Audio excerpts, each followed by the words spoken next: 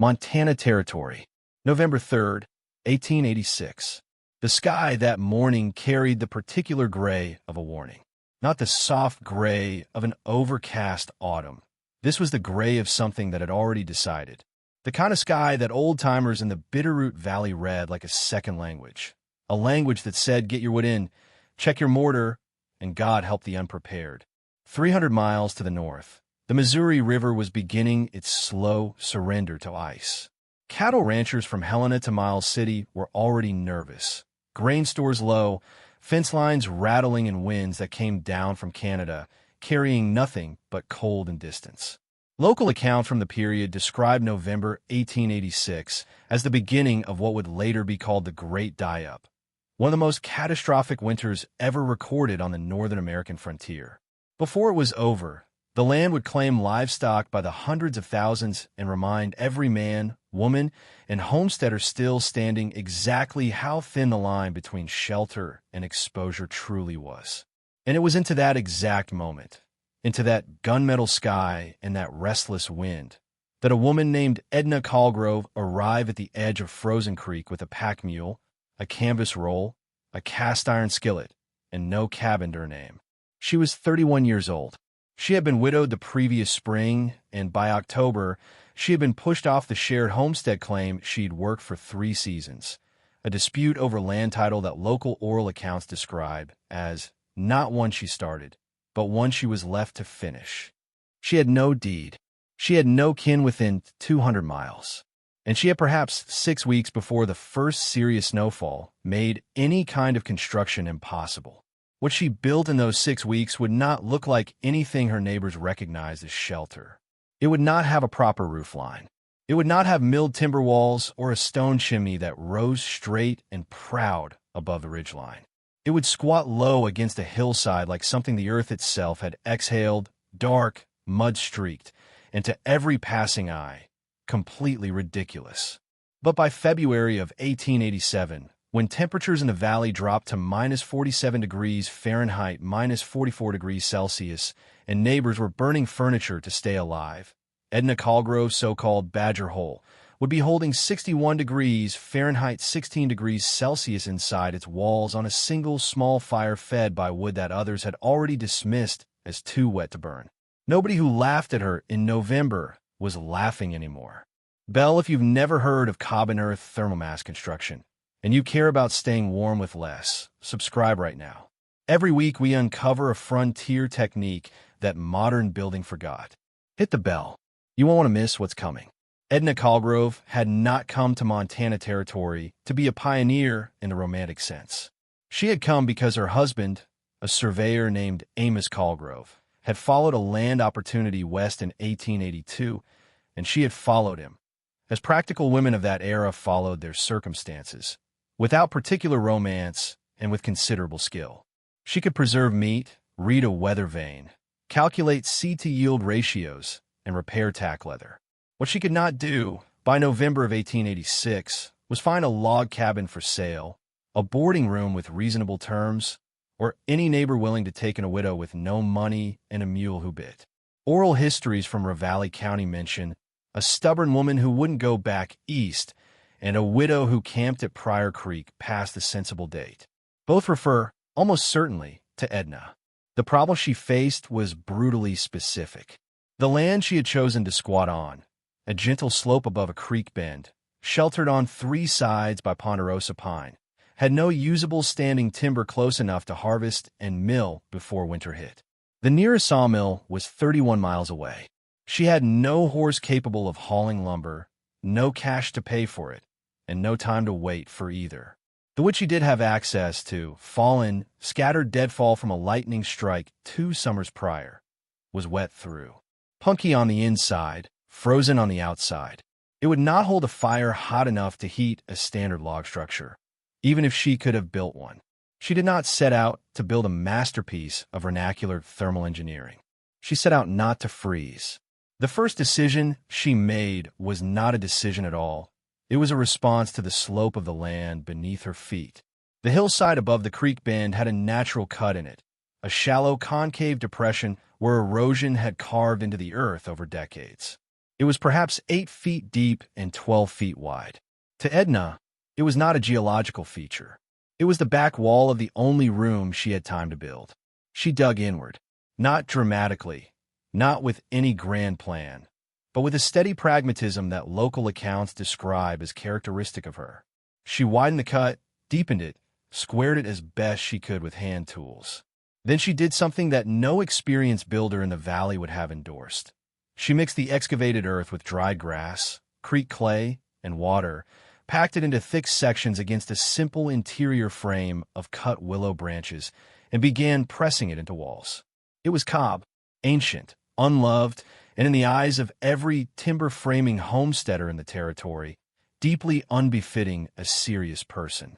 The roof came from the earth above the cut, a living sod cap 2 feet thick, weighted by its own mass and gravity.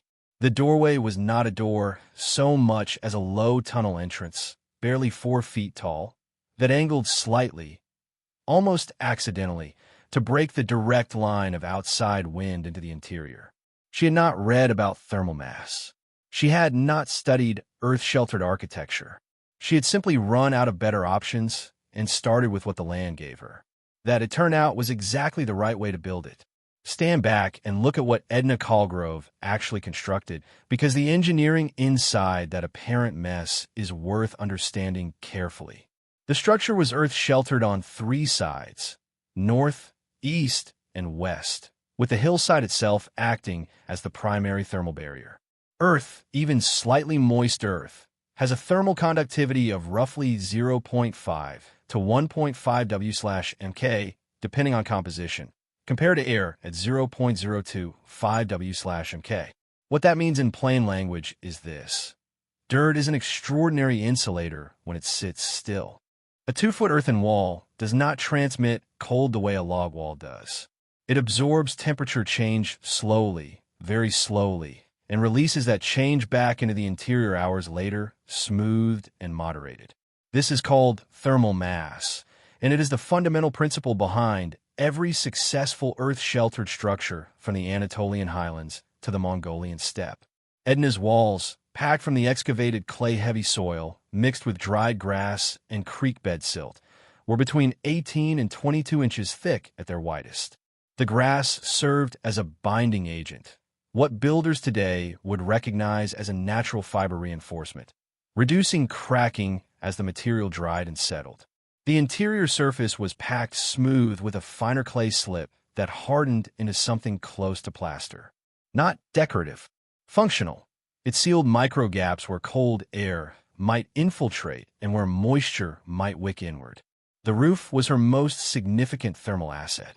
2 feet of sod, living, rooted, dense, sat directly above the interior space. Sod's insulative value comes not just from its thickness, but from its air pockets, root structure, and moisture content. It does not conduct heat away rapidly.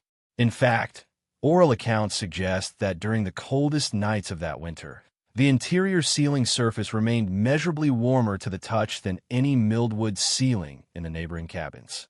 The earth was simply holding what little heat rose up and giving it back. The firebox was built into the rear wall, the hillside wall, using flat creek stones, dry stacked, and then mortared with the same clay mixture used in the walls.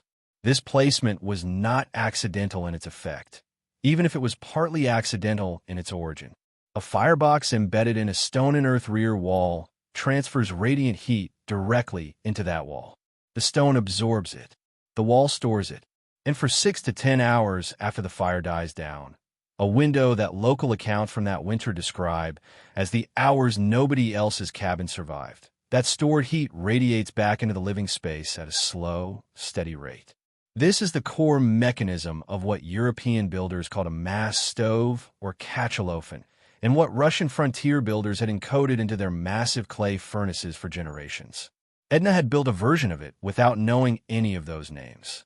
The tunnel entrance, that low, angled passageway she dug as an afterthought, functioned as a cold trap.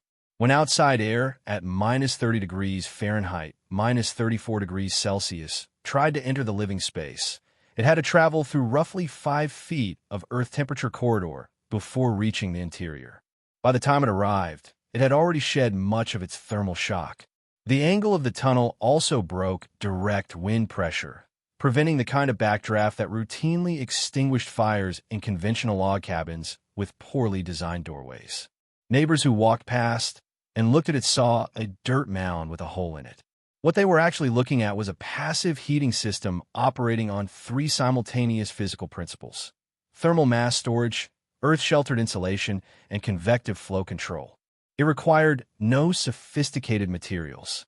It required no factory-milled lumber. It required no cast iron furnace from a St. Louis catalog. It required someone desperate enough to pay attention to what the land was already offering. By the second week of November, Edna's structure was far enough along that people could see it from the creek road. And seeing it, they formed opinions quickly. The man most vocal in his skepticism was a carpenter named Rufus Garland, a capable builder by all accounts, known throughout the Southern Valley for his tight dovetail joints and his unwillingness to suffer fools. He had built 11 cabins in the territory since 1879. He knew what a proper structure looked like, and he had what he considered excellent reasons for every opinion he held. He pulled his wagon to a stop on the road above the creek, looked down at the mound, and said, according to a woman who later recalled the exchange in a letter preserved in a Missoula historical archive, "That's not a house. That's where you put a dog when you're ashamed of it." He was not cruel by nature. He was simply certain.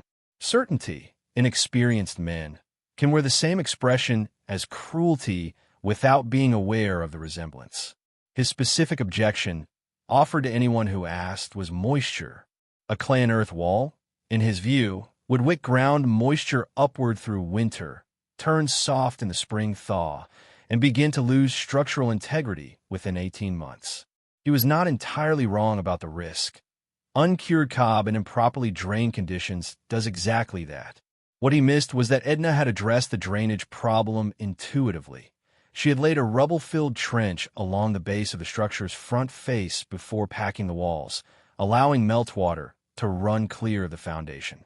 Whether she understood the engineering reason or simply noticed that water needed somewhere to go is a question the historical record cannot answer. Either way, it worked. Others were less technical in their criticism and more social. Women at the trading post on Slade Creek referred to the structure as the burrow. A land agent who passed through in mid-November wrote in his logbook that a widow woman on Pryor Creek was living in the hillside like a ground squirrel and refusing assistance. Two homesteading families to the east sent word, through a mutual neighbor, that they had a spare room in their root cellar, half in genuine concern, half, perhaps, in the hope she would give up and leave. Edna acknowledged none of it directly. She kept packing clay. She kept pressing sod. She cut and stacked her wet deadfall wood inside the tunnel entrance. With a slightly warmer air and the shelter from further precipitation could begin the slow work of drying it out. She was not trying to prove anything. She was trying to get through winter. The distinction mattered. People who are trying to prove something sometimes stop before the proof is finished. People who are trying to survive do not have that option. The first serious storm of what would become the Great Die-Up arrived in the Bitterroot Valley on the night of December 14th, 1886. It did not announce itself dramatically. The temperature had been falling for 3 days in the way that real cold falls in Montana. Not in sudden drops, but in a slow, patient descent, as though the cold had somewhere specific it intended to reach and was in no particular hurry to get there. By the evening of the 14th, it had reached minus 22 degrees Fahrenheit, minus 30 degrees Celsius, with winds out of the northwest running at sustained 20 to 30 miles per hour. By midnight, it was minus 31 degrees Fahrenheit, minus 35 degrees Celsius. By the morning of the 15th, neighbors were burning fence rails. In the log cabins along Pryor Creek and the side drainages running toward the Bitterroot River, the pattern was familiar and brutal. A standard single-wall log cabin of that era, notch pine or fir, thinking gaps chinked with moss and mud, had a thermal resistance adequate for a cold night with a working fire. It was not adequate for what December of 1886 was prepared to deliver. The logs conducted cold inward from outside surfaces. The chinking cracked in the freeze-thaw cycles that had preceded the main event. Wind found the gaps. Fires that should have kept the cabin at 50 degrees Fahrenheit, 10 degrees Celsius, were struggling to hold 35 degrees Fahrenheit, 2 degrees Celsius by 3 in the morning. Wood consumption became the primary crisis. The average frontier family in that region maintained a cord or two of split, dry firewood as their winter reserve, enough, under normal conditions, to last through January with careful use. The storm of December 1886 was not a normal condition.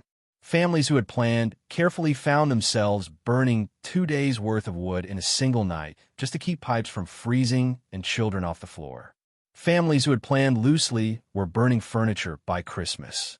Rufus Garland's own cabin, a well-built structure by any reasonable standard, with a fieldstone fireplace and properly milled pine walls, consumed 4 full days' worth of his winter wood supply in the first 48 hours of the storm. He kept his family warm. He did it at a cost that, by February, would require him to ride to Missoula for emergency supply. 2 families on the east side of the creek drainage abandoned their cabins entirely and consolidated with a neighbor whose fireplace was larger. A third family, with an infant, spent 3 consecutive nights in their root cellar, which, buried underground, maintained a more stable temperature than their above-ground structure. They did not know it at the time, but they had accidentally discovered the same principle Edna had deliberately built upon. Through all of it, through the wind and the -40 nights and the sound of green wood hissing and spitting in fireplaces across the valley, the low mound above the creek bend sat almost silent in the snow. No smoke billowing in constant visible columns. No orange glow from gaps in the chinking because there were no gaps and the fire had been banked, not stoked, since mid-evening. From the road above, it looked abandoned. It looked like something the earth had simply swallowed. Inside, the walls were holding heat that they had been absorbing for 6 weeks. They'll stay with me, because what the neighbors measured when they finally walked down to that mound, the numbers they came back with, dismantled every conversation Rufus Garland had been having all winter. Subscribe if you haven't already. The result is coming, and it is not small. It was a neighbor named Corvin Speck who first walked down to the mound. Speck was not a curious man by temperament. He was a deliberate one, a former freight hauler from Ohio who had homesteaded the 40 acres north of Pryor Creek in 1883 and who measured the world in practical units. Cords of wood, bushels of grain, hours of daylight. He had no particular opinion of Edna Colgrove either way. He had watched her build through October and early November with the detached interest of a man who has seen enough frontier improvisation to reserve judgment until results arrive. The results had arrived. It was the morning of December 17th, 3 days into the main storm, with temperatures still locked below -28 degrees Fahrenheit, -33 degrees Celsius, and no sign of the wind relenting. Speck had been awake since 2 in the morning, feeding his fireplace. He had burned through what should have been 4 days of wood. His interior wall temperature, measured against the back of his hand pressed flat to the pine planking, was cold enough to pull heat from skin on contact. His family was managing. They were not comfortable. He walked down to the mound because he had noticed the previous evening that the smoke from Edna's structure had stopped sometime around 9 o'clock and had not resumed. In his experience, a fire that stopped producing visible smoke in -30 degrees Fahrenheit, -34 degrees Celsius, weather meant one of 2 things. The fire had gone out, or the person tending it had. He was prepared to help with either problem. What he found when he ducked through the tunnel entrance stopped him at the threshold for a long moment. The interior was warm. Not the aggressive, face-scorching warmth of a fire freshly stoked, but a deep, ambient, even warmth, the kind that settles into a room and stays there, the kind that lifts off stone and packed earth slowly and without drama. The fire itself had been reduced to a modest bed of coals, banked with ash the previous evening. No active flame, no fresh wood added since before midnight. And yet the air inside the structure registered, by the small mercury thermometer Speck carried in his coat pocket, the same one he used to monitor his root cellar temperatures, 59 degrees Fahrenheit, 15 degrees Celsius. He checked it twice.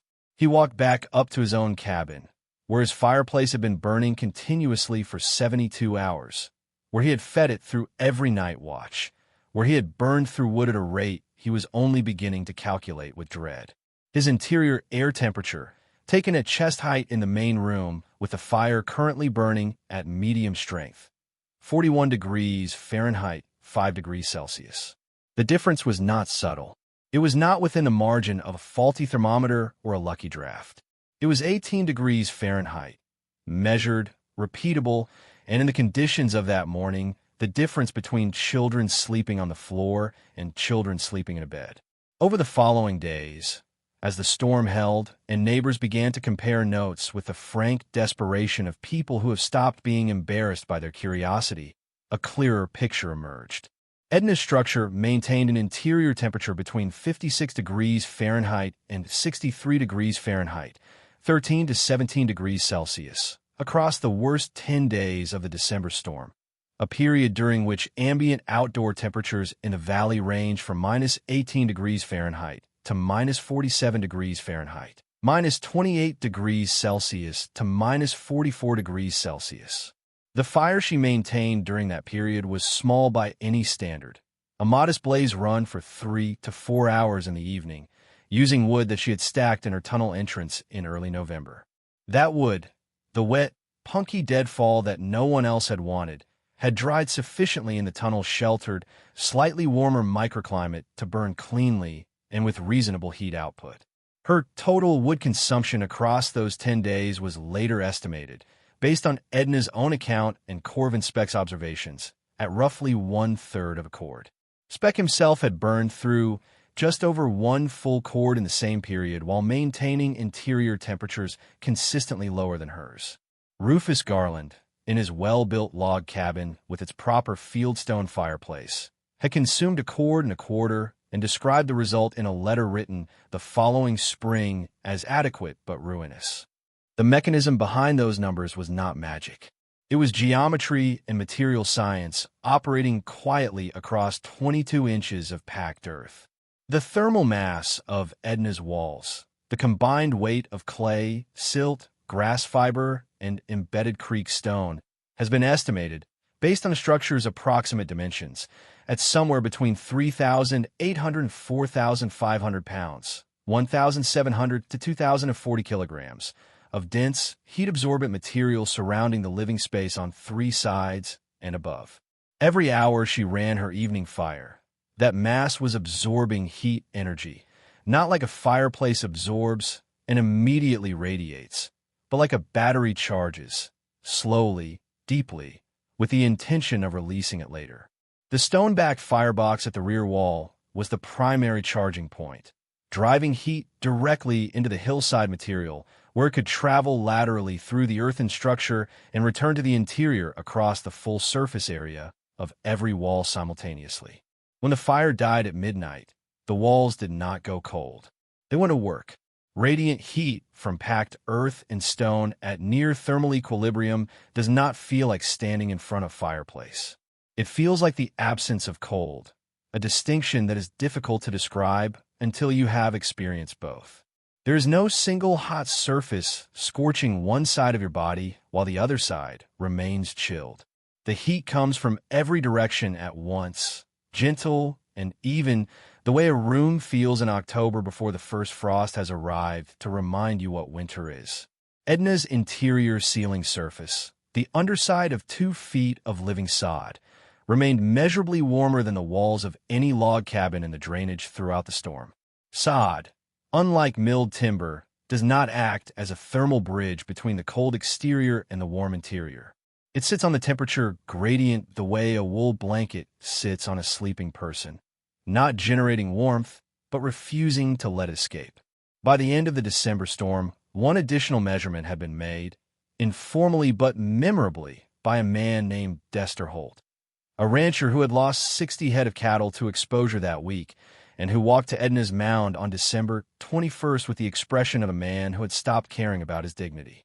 He placed his hand flat against her exterior wall, the south-facing cob face, the only wall not buried in the hillside, and held it there for a moment. Then he turned to Corvin Speck, who was standing behind him, and said nothing for several seconds. "That's not cold," he finally said. Speck nodded. "My cabin wall," Holt said, "pulls the heat right out of your hand." Speck nodded again. The exterior surface of a standard log cabin wall in those conditions acted as a radiator running in reverse, drawing warmth away from any object in contact with it, conducting interior heat outward at a steady and wasteful rate. The exterior surface of Edna's cob wall, insulated by its own mass and by the earthen backfill against 3 of its 4 faces, was sitting at a temperature close enough to the interior ambient that contact with it produced no sensation of cold at all. Holt straightened up, looked at the mound for another moment, then looked at the surrounding snow, then looked at Speck. "She's not losing any heat," he said. "She's keeping all of it." That was, stripped of all technical vocabulary, exactly correct. The structure Edna Colgrove had built out of desperation, with materials others had dismissed, using a technique that no carpenter in the valley would have endorsed, was outperforming every purpose-built log cabin within a 10-mile radius by a margin that no one who measured it could argue with. 65 degrees warmer than the outside air on a fire that had gone out 6 hours ago. Half the wood, twice the warmth. Every hour of the night covered. The men standing in the snow outside her door had nothing left to say about badger holes. Educational note. This video presents historically inspired reconstructions for educational and storytelling purposes. Characters, names, and specific events are fictional, while the techniques, concepts, and principles discussed are based on real historical practices and well-established physical or practical knowledge. Any modern application should be evaluated according to current standards, safety guidelines, and applicable laws or regulations. This content is educational in nature and does not constitute professional, technical, or legal advice.